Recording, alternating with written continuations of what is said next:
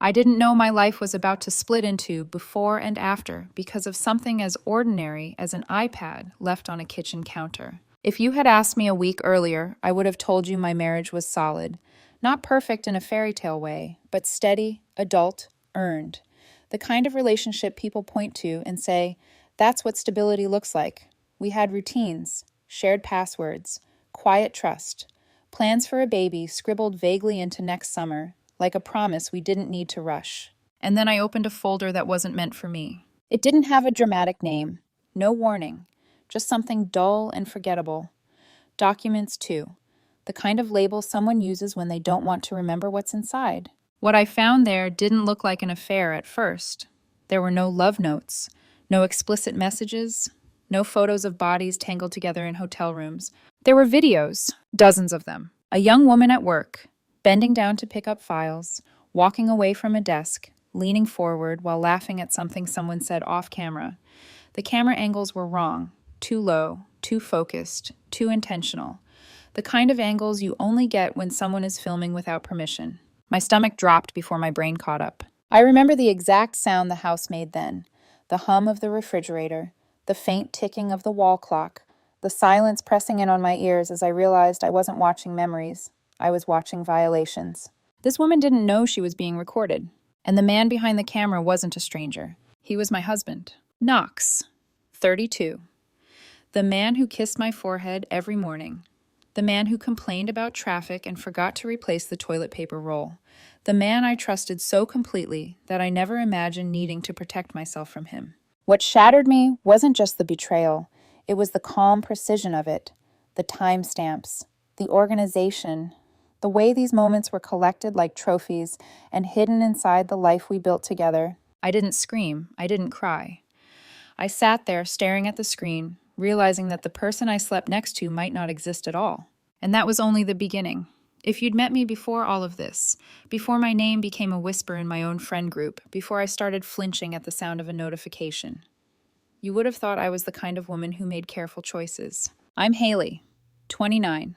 I work in marketing, the kind of job that looks glamorous from the outside. Campaign launches, brand meetings, sleek presentations, but is mostly deadlines, strategy decks, and learning how to smile while your heart is racing. I've always been organized, responsible, the person who remembers birthdays, who keeps emergency Advil in her purse, who checks the lock twice at night. And I married Knox because for years, he felt like the one place in my life I didn't have to overthink. We met in college the way so many people do. Mutual friends, a crowded house party, cheap beer, someone's playlist too loud for conversation. I wasn't even supposed to go that night. I had a paper due. My roommate begged. I went in jeans and a sweater, hair still damp, thinking I'd stay 20 minutes and disappear. Knox was leaning against the kitchen counter, laughing at something, looking so relaxed it annoyed me. He wasn't the loudest guy in the room. He wasn't the one commanding attention. He had that quieter kind of charm, watching before speaking, smiling like he already understood people. When we were introduced, he held my gaze a second longer than necessary, like he was making a mental note of me. Haley, he said like my name mattered. I remember rolling my eyes internally and still feeling my cheeks warm. Our relationship grew slowly. Real dates, not just late-night texting, coffee runs, study sessions that turned into dinner. He'd walk me back to my dorm even if it was out of his way. He listened. That was the first thing I loved about him. He acted like what I said had weight. After graduation, life happened fast. Careers, rent, commuting, becoming adults in a way no one really teaches you. Knox went into finance, numbers, forecasts, the kind of work that made him feel grounded. He liked structure, plans, spreadsheets. It matched him. I moved into marketing, a world that's half creativity and half survival. We dated for 2 years before he proposed. It wasn't some viral moment with a flash mob or a photographer hiding in the bushes. It was private, just us, a weekend trip, a small ring box pulled out at the quietest moment when I wasn't expecting it. He said, "I don't want anyone else to be my home." I cried. I said yes. I believed him. Our wedding was small but perfect. The kind of day where everything feels warm and soft around the edges. Both families got along, which honestly felt like a miracle. His parents weren't the dramatic type. Mine weren't either. No one fought over seating charts. No one threatened to boycott. We had a simple venue, good food, and a dance floor that stayed full. And for a while after, it really did feel like we'd built something solid. Last year, after saving for almost 3 years, we bought a townhouse in the suburbs. Nothing extravagant. 2 floors, a small backyard, a kitchen that felt like possibility. We celebrated by eating takeout on the floor because we hadn't bought a dining table yet. Knox toasted me with a plastic cup and said, "We did it." We were equals, that's what I told myself. We split chores without keeping score. Grocery shopping, laundry, dishes. We had date nights twice a month. We still laughed in bed. Our sex life was good. Not performative, not forced, just ours. Comfortable, affectionate, alive. And we trusted each other in a way that looked healthy from the outside. We both had access to each other's phones and laptops. Not because we were suspicious, because it was practical, because we weren't hiding anything. If my phone was upstairs charging, I'd use his to check something. If he needed to confirm an email, he'd grab my laptop. It was normal. It was effortless. So when people ask me now, "Did you see signs?" that question burns. Because the truth is, I didn't think I needed to look for them. Knox had his routines, the kind that make a marriage feel predictable in a comforting way. The biggest one was basketball, twice a week with his college friends. Tuesday and Thursday, he'd leave around 6 p.m. and come home around 9 o'clock. It was his release, his social time, his guy space. And I liked those evenings. Not in a "I want him gone" way, just in the way you can love someone and still enjoy your own quiet. I'd use the time to catch up with my sister Riley. She's 26, blunt, loyal, the kind of woman who will show up at 2 a.m. with snacks and a baseball bat if you text her a single word, help. Or I'd watch shows Knox didn't care about, sprawled on the couch like I owned the whole world. It worked. It felt balanced. That's the part I keep coming back to. Our life didn't look like a storm was coming. It looked like a couple building a future. And then, one Thursday, he left for basketball and forgot his iPad on the kitchen counter. Looking back now, it feels almost cruel how ordinary that day was. It was a Thursday, one of those in-between days that doesn't carry meaning until later when you realize it changed everything. I was working from home, laptop balanced on the dining table we'd finally bought a few months earlier, emails stacked up, deadlines pressed in. My coffee had gone cold twice already.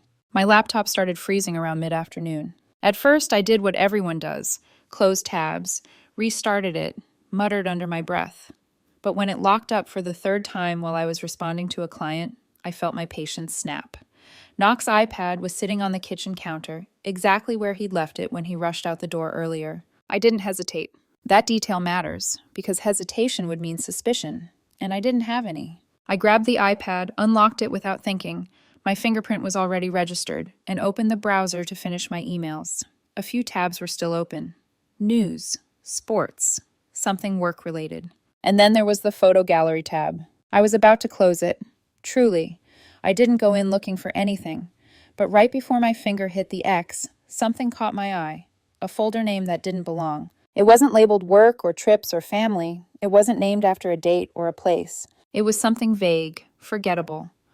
Documents too, or something close enough that my brain didn't register it as meaningful. That's what made me tap it. Not suspicion, not jealousy, just curiosity. The first video loaded slowly. I remember thinking the iPad was lagging again. I remember sighing, shifting my weight against the counter. And then the image sharpened. A woman's back filled the frame. She was bending down, reaching for a file from a low shelf. Her hair fell forward as she moved. The camera was angled slightly downward, too low to be casual, too focused to be accidental. I frowned. Another video. The same woman, walking away from a desk. The shot lingered on her body longer than necessary. Then another, her leaning over a desk, laughing at something someone else said, unaware of the lens pointed at her chest. My pulse started pounding in my ears. I recognized her before my mind was ready to accept it. Stephanie. She was 22, maybe 23, a former coworker of Knox. I'd met her twice, once at a holiday event, once at a company mixer. She'd been polite, quiet, a little shy. The kind of young woman just starting out, still learning how to take up space in professional rooms. She'd left Knox's company about 3 months earlier. My hands were shaking by the time I realized what I was seeing wasn't just inappropriate. It was secret. The angles made that clear. The way the camera hovered, the way she never once looked toward it, the way the footage caught moments you only notice when you're intentionally watching someone without their knowledge. I scrolled. There were dozens, different days, different outfits, different rooms. Some looked like a break room. Others were clearly office spaces. The timestamp spanned about 6 weeks before she left the company. This wasn't a one-time lapse. It was a habit. Then I found the screenshots. Saved images from what looked like Instagram stories. Stephanie at the beach, in a swimsuit, at a bar with friends, laughing into her phone camera. Her account was private. I knew that, because I'd tried to find her once out of idle curiosity, and couldn't. Which meant Knox had followed her, or created a fake account, or convinced her to accept him. I checked my own phone immediately, heart racing. No connection, no mutual follows, nothing visible. The realization settled like ice in my chest. And then I saw the photos that made me feel physically ill. Stephanie sitting at her desk. Light-colored pants. The camera zoomed in on the back of her thighs. Just high enough to be intimate, just low enough to avoid obvious exposure. There were stains, darkened patches, uneven. In some photos, they looked fresh, wet. My breath hitched. Knox had always had preferences. Years ago, he'd mentioned liking the idea of mess during sex. I hadn't thought much of it at the time. People have fantasies. It didn't seem dangerous then. Now, staring at those images, something clicked into place that I didn't want to understand. These weren't just recordings. He had done something to her, without her knowing. I felt my stomach twist violently. I had to sit down on the kitchen floor because my legs wouldn't hold me anymore. I don't know how long I stayed there. The clock on the wall said 20 minutes had passed when I finally looked up again. I didn't scream. I didn't cry. I did something much colder. I took out my phone and photographed everything. The folder name, the timestamps, the videos paused mid-frame. I made sure nothing was missed. I documented it the way I would a work project. Methodical, precise, because part of me already knew I would need proof. Then I closed the iPad. I put it back exactly where Knox had left it. And I went upstairs and crawled into bed at 7:00 p.m., pulling the covers over my head like that could protect me from what I'd just learned. That night, when Knox came home around 9:15, he asked if I was okay. I told him I had a headache. And as he fell asleep beside me minutes later, I stared at the ceiling, realizing something terrifying. The man I trusted most had been living a double life, and I was only just beginning to understand how deep it went. I didn't confront Knox that night. That surprises people when I tell them later, but confrontation requires certainty, and what I had was horror mixed with disbelief. I needed to know whether the man sleeping beside me was capable of lying to my face without flinching. I needed to see how far this went before I let him know I was standing at the edge of the truth. So I stayed quiet. I barely slept. Every time I closed my eyes, the images replayed themselves behind my eyelids like a punishment I couldn't escape. Stephanie's unaware smile, the way her body moved naturally, without fear, the intimacy of those moments stolen from her. Knox breathing beside me stayed steady and calm. That was the part that broke me the most. The next morning, he kissed my temple before leaving for work at 7:30, just like always. He asked if my head felt better. I nodded.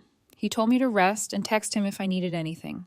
The door closed behind him, and I sat up in bed, shaking. I called in sick. I spent the morning staring at my phone, scrolling through the photos I'd taken, hoping, stupidly, that something would change if I looked long enough, that I'd misunderstood, that there was context I was missing. There wasn't. By that afternoon, fear gave way to resolve. I opened Knox's laptop. It took time. He had password-protected folders, but I knew his passwords. We had always shared them. That trust, once something I was proud of, now felt like a weapon he'd handed me without realizing it.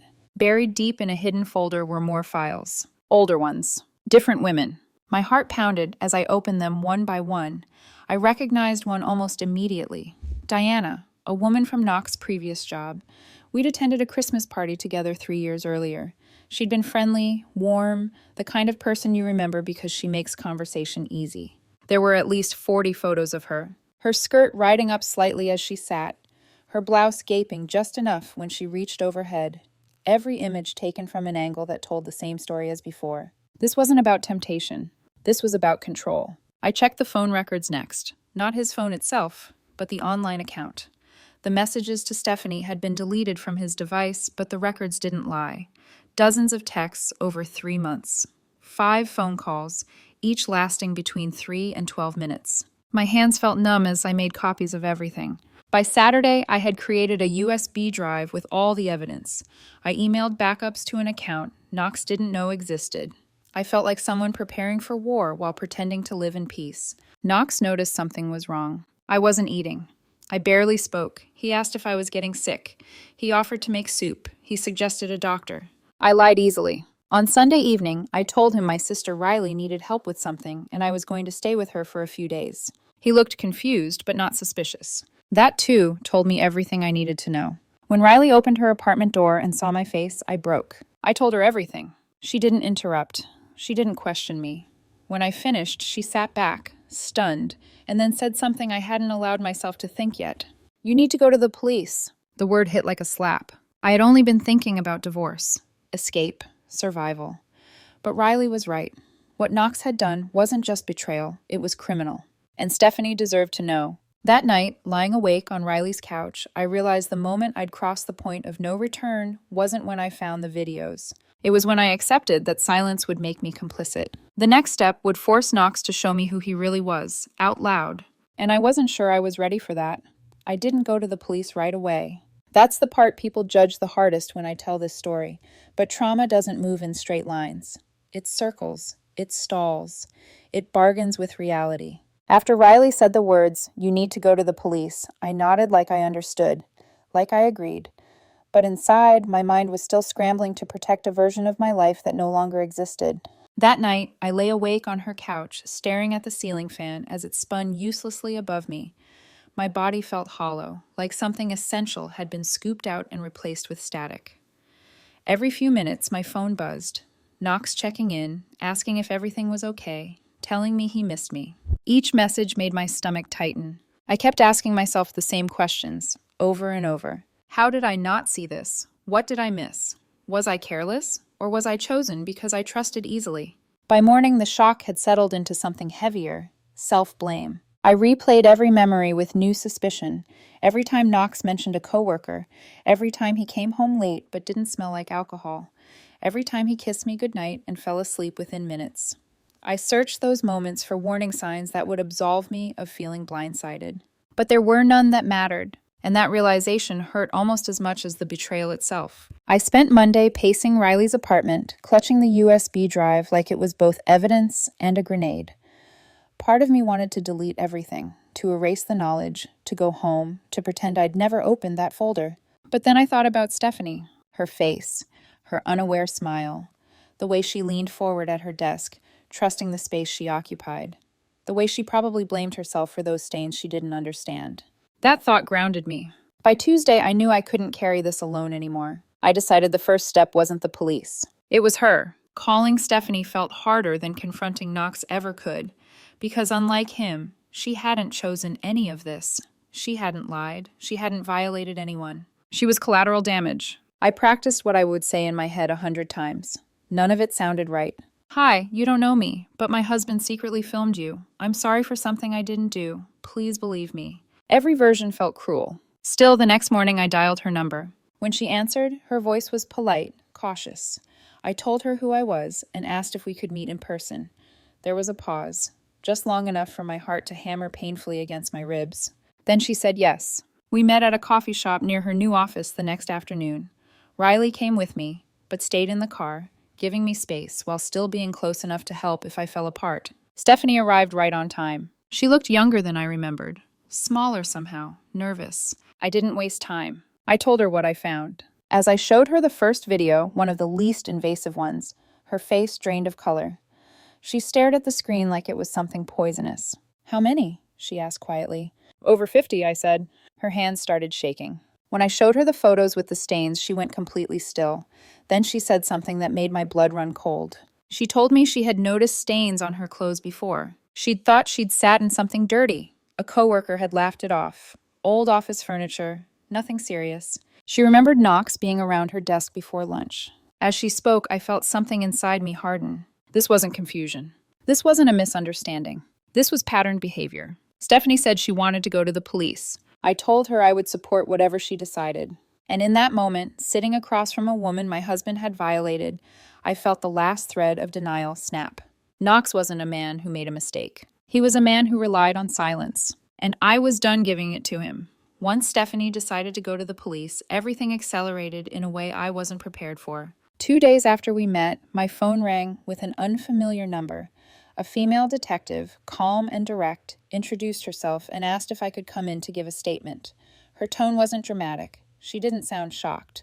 That steadiness made the situation feel terrifyingly real. I went the next morning. I brought everything: the USB drive, printed screenshots, timestamps, backups. I sat across from her in a small beige room that smelled faintly of disinfectant and old coffee, and I walked her through the entire timeline. How I found the files, what they showed, what I discovered afterward. She didn't interrupt. When I finished, she folded her hands and said plainly, "What your husband did is illegal." Hearing it stated that way, without emotion, without hedging, felt like a door slamming shut. She explained the laws: recording without consent, expectation of privacy, the possibility that what he did to Stephanie's clothing could qualify as assault. She told me they would need to investigate further. She asked if I was willing to testify. I said yes. I didn't hesitate. That afternoon, I texted Knox for the first time since leaving. "We need to talk." He replied immediately. He said he'd come to Riley's apartment. I told him no. I told him to meet me at the house the next day at noon. Riley insisted on coming with me, but waiting in the car. She set a timer on her phone and promised to call exactly 1 hour after I went inside. If I didn't answer, she would call the police. That detail matters more than I want it to. When I arrived, Knox was already there, sitting on the couch like he belonged to that space. When he stood to hug me, I stepped back. The confusion on his face was almost convincing. Almost. I told him to sit. I stayed standing. "I know about the videos," I said. For a split second, his face flickered. Anger, fear, calculation, before settling into something blank. "What videos?" he asked. I told him he knew exactly what I meant. That's when he shifted tactics. He accused me of invading his privacy, of going through his things, of betraying his trust. I laughed then, a sharp, humorless sound I didn't recognize as my own. I told him he had no right to talk about privacy. He said I didn't understand. He said Stephanie knew about some of it. He said they flirted, that they had a thing, that everything was consensual. The lie was so smooth it chilled me. When I told him Stephanie had already gone to the police, his composure cracked. He stood up abruptly, his voice dropped. "You made a mistake," he said. "We could have handled this privately." That was the moment I truly saw him. Not scared, not remorseful, angry that he'd lost control. He talked about lawyers, about how hard it would be to prove anything, about how she was probably embarrassed and looking for attention. I told him to leave. When he said it was his house too, I told him I would call the police immediately if he didn't walk out the door. As he grabbed his keys, he told me he loved me, that this was blown out of proportion, that we could work through it if I would just listen. I didn't respond. After he left, I locked the door, slid down onto the floor, and waited for Riley's call. The police search happened the following week. They found more files, more women, at least 8, spanning years. That's when I understood something devastating. I hadn't married a man who became dangerous. I had married a man who had always been dangerous and hid it well. After the police searched the house, there was a strange, unbearable silence. No more confrontations, no more revelations arriving like punches, just empty space where certainty used to live. I filed for divorce the next day. Saying the words out loud, "I want to end my marriage," felt unreal, like I was speaking on behalf of someone else. My lawyer was calm, efficient, careful not to promise anything. She explained that because there was an active criminal investigation, everything would take longer. She warned me Knox might try to delay proceedings, negotiate, exhaust me emotionally and financially. I nodded like I was listening. In reality, I was barely holding myself together. I moved in with Riley full-time. I packed my essentials from the house while Knox wasn't there. Documents, clothes, things that were unmistakably mine. Every object I touched felt contaminated. Even the things I loved. I stopped sleeping. When I did sleep, I dreamed of locked folders and blinking timestamps, of cameras I couldn't see, of rooms where I was being watched without knowing it. Knox tried to contact me twice. I didn't answer. My lawyer told me not to. Stephanie called a week later. Her voice sounded small. She told me the detective had found evidence involving other women. She said she felt sick knowing she wasn't the only one. I told her I wasn't okay either. We sat in that shared truth, two women connected by something neither of us had chosen. The criminal case moved faster than the divorce. Knox eventually pleaded guilty to 2 counts of illegal recording. The other charges were dropped as part of a deal. He paid a fine. He did community service. He didn't have to register as a sex offender. I remember staring at the wall when I heard that.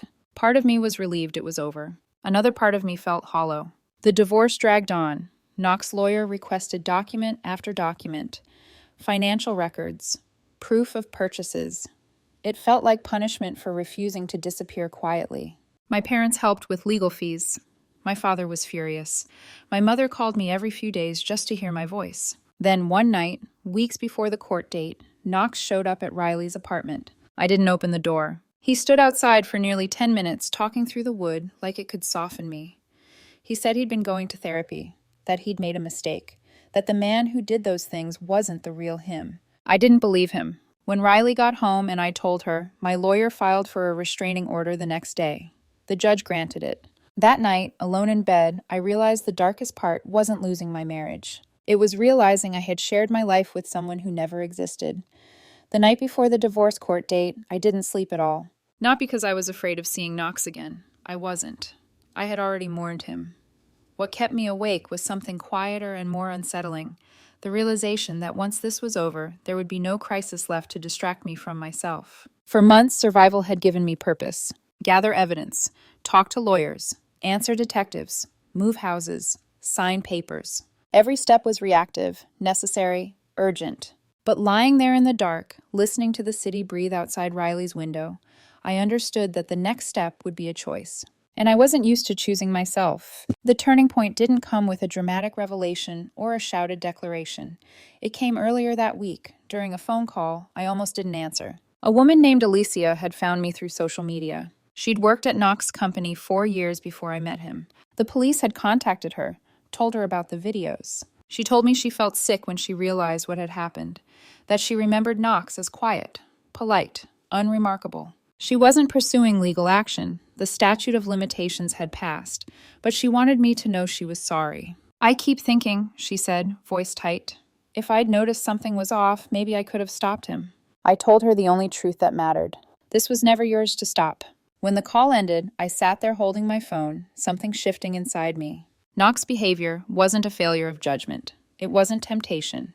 It wasn't about me not being enough. It was a pattern, a long one. And patterns don't begin with their last victim. The next day, when my lawyer presented Knox's settlement offer, I said no without hesitation. Financially, it was fair. Half the house's value in cash, equal split of savings, clean, efficient. I didn't want efficiency. I wanted closure on my terms. I told my lawyer I wanted the house sold and the proceeds split. I didn't want his money handed to me like hush money. I didn't want a private payoff. She warned me it would take longer. I told her I could wait. That was the moment I felt something unfamiliar settle into my chest. Not anger, not grief, but resolve. I wasn't rushing to escape anymore. I was choosing my exit deliberately. And when the judge finalized the divorce months later, I walked out of that courtroom lighter. Not because justice was perfect, but because I had stopped negotiating my worth with someone who never respected it. The fallout didn't explode all at once. It unraveled, quietly, publicly, in ways Knox couldn't spin or charm his way out of. After the divorce was finalized, the house was sold. The place I once imagined raising a child in became just another listing online. Neutral photos, staged furniture, no trace of the life we tried to build there. When the proceeds were split, the money landed in my account like a question I wasn't ready to answer yet. I didn't celebrate. I didn't cry. I let it sit. Knox lost more than his marriage, even if he never said it out loud. His reputation cracked first. Word traveled through his industry faster than I expected. Nothing dramatic, no headlines, but enough whispers that opportunities dried up. People stopped recommending him. Meetings stopped happening. Invitations vanished. His family turned quiet. They didn't call me. They didn't defend him publicly either. Silence, in this case, spoke volumes. The hardest part wasn't watching his life shrink. It was watching how little power I needed to make it happen. I hadn't exposed him online. I hadn't sought revenge. I hadn't told our friends details beyond what was necessary. The truth did all the work for me. Stephanie sued him civilly. The case dragged on, slow and heavy, but it moved forward. She sent me occasional updates, brief, factual, no drama. She told me it was exhausting but worth it, that telling her story out loud helped her take her body back. I moved into my own small apartment 2 months later. It wasn't impressive. The walls were thin, the kitchen was narrow, but it was mine in a way the townhouse never fully had been. Riley helped me furnish it with thrift store finds and mismatched lamps. We laughed more than I thought I still could. I started a new job, not because I had to, but because I wanted anonymity, a clean slate. At the new office, no one knew my history. No one watched me with pity or curiosity. I was just another woman doing her job, building something quietly. Knox tried to contact me once more. An email, long, rambling, apologetic, in all the ways that don't require accountability. I deleted it halfway through. Then I blocked him. That was the final boundary. Not for him, for me. The quiet that came after everything ended was the hardest thing to learn how to live inside. There was no villain left to confront, no paperwork left to sign, no crisis demanding my attention. Just mornings where I woke up alone and had to decide who I was now that survival wasn't my only job. Healing didn't look like forgiveness. It looked like distance. I stopped replaying memories, searching for signs I missed. I stopped trying to rewrite the past into something safer. I accepted a truth that took me months to fully understand. You can do everything right and still be betrayed. That doesn't make you foolish. It makes you human. Trusting someone deeply is not a flaw. It's a risk, and the failure belongs to the person who abused it. I'm not dating. Not because I'm bitter, but because I'm learning how to trust myself again first. Some days, that means confidence. Other days, it means doubt. Both are allowed. Stephanie got engaged months later. She looks happy, whole. She told me pursuing justice helped her reclaim herself. I believe her. As for me, I'm still building. I work, I cook, I call my sister. I sit in my quiet apartment and breathe without waiting for the other shoe to drop.